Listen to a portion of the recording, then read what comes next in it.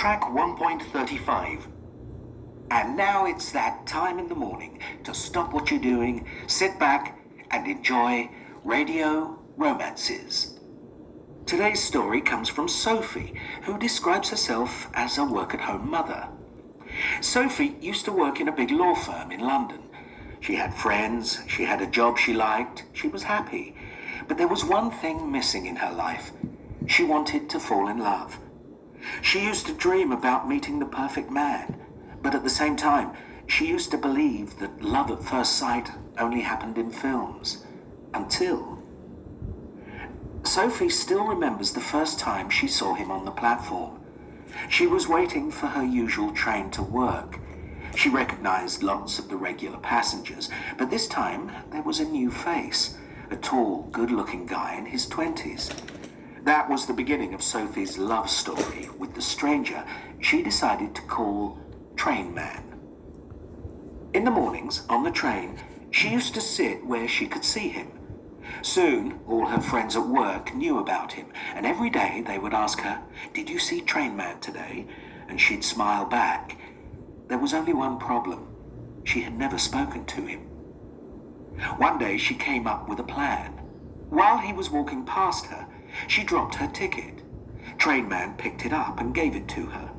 "Thanks," was all Sophie managed to whisper as he walked away. 2 months passed and nothing happened. Then Sophie decided she had to do something. One day she wrote him a note. It said, "It's my birthday, and everyone should do something silly on their birthday.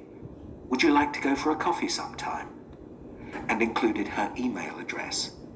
She walked by him as she was leaving the train, her hand shaking, and gave him the note. Train Man looked confused. "What's this?" he asked, but Sophie had already run away. That evening, Sophie got an email. It was from Rob. Train Man finally had a name. It was a lovely email, but it mentioned that Rob had a girlfriend. The next day on the train, they smiled nervously at each other, and that was all. And so life went on, until a few months later, when Sophie got the best email of her life. It was from Rob. He had split up with his girlfriend a few months before, and now that he'd got over her, he had decided to write to Sophie. She couldn't believe it. He was asking her out.